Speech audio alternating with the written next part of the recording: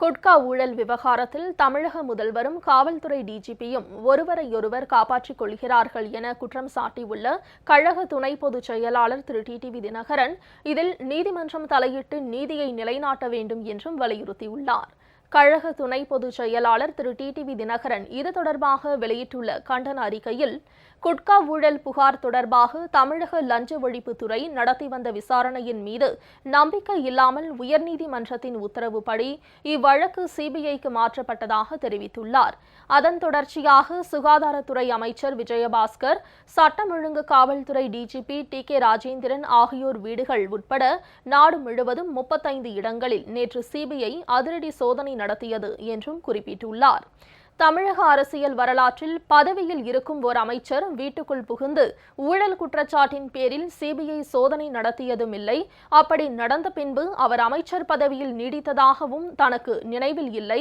ஆனால் இப்படி ஒரு சோதனை நடந்து ஒட்டுமொத்த தமிழகமும் தலைகுனிவை சந்தித்த பிறகும் எடப்பாடி பழனிசாமி கொஞ்சம் கூட உணர்ச்சிகளை காட்டாமல் இருந்ததில் எனக்கு வியப்பில்லை என்றும் திரு டிடிவி தினகரன் தெரிவித்துள்ளார்.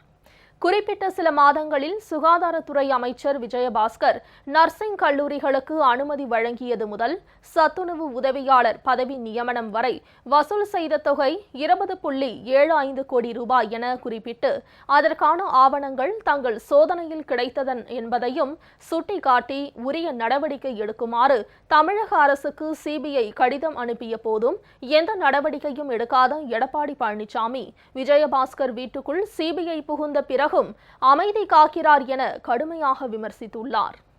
அரசியலில் அவ்வப்போது கடைபிடிக்கப்படும் தார்மீக நெறிமுறைகளின்படி சம்பந்தப்பட்ட அமைச்சர் பதவி விலகி இருக்க வேண்டும் அல்லது தனது துதிப்பாடிகளை வைத்து சமீப நாட்களாக தன்னை இரும்பு மனிதர் என்று வர்ணித்துக் கொள்ளும் எடப்பாடி பழனிசாமியாவது அவரை பதவியிலிருந்து நீக்கி இருக்க வேண்டும். ஆனால் இந்த இரண்டுமே நடக்கவில்லை என்றும் திரு டிடிவி தினகரன் குற்றம் சாட்டியுள்ளார். எடப்பாடி பழனிசாமியும் ஓ பன்னீர்செல்வமும் விஜயபாஸ்கர் விவகாரத்தில் அமைதி காத்து வருவதாகவும் சுட்டிக்காட்டியுள்ள அவர், இந்த லஞ்ச ஊழல் புகார்களில் இருந்து தங்களை காப்பாற்றுவார் என்பதால்தான் லஞ்ச ஒழிப்பு பிரிவு ஐஜி முருகன் மீது ஆதாரபூர்வமாக பாலியல் புகார் சுமத்தப்பட்ட பின்பும் குறைந்தபட்ச அவரை பணியிட மாற்றம் கூட செய்ய தயங்கினார் எடப்பாடி என்பதைதான் முன்பே சுட்டிக்காட்டியதாகவும் குறிப்பிட்டுள்ளார். அரசியல்வாதிகள் தான் இப்படி என்றால் கௌரவமும் பாரம்பரியமும் மிக்க பதவியில் இருக்கும் டிஜிபி டி.கே. ராஜேந்திரனும் தன் வீட்டுக்குள் சிபிஐ வந்து போன பிறகும் பதவியில் நீடிப்பது ஒட்டுமொத்த காவல்துறையின் கண்ணியத்தையும் சீர்குலைக்கும் செயலாகும் என தெரிவித்துள்ளார். இப்படிப்பட்டவர்களுக்கு பாடம் புகட்ட வேண்டுமானால் சிபிஐ தனது விசாரணையை நேர்மையாக இறுதி வரை நடத்தி குற்றம் சாட்டப்பட்டவர்கள் தவறு செய்திருந்தால் அவர்கள் நீதிமன்றத்தில் தண்டனை பெற நடவடிக்கை எடுக்க வேண்டும் என்று வலியுறுத்தியுள்ள திரு டிடிவி தினகரன், உயர்நீதிமன்ற வழிகாட்டுதல் படி குட்கா விவகாரத்தில் களம் இறங்கியிருக்கும் சிபிஐ விசாரணையை நீதிமன்றம் தனது மேற்பார்வை வளையத்துக்குள் கொண்டு வந்து குற்றம் சாட்டப்பட்ட அனைவர் மீதும் குற்றம் நிரூபிக்கப்பட்டால் தண்டிக்கப்பட வேண்டியதை உறுதி செய்ய வேண்டும் என வலியுறுத்தியுள்ளார்.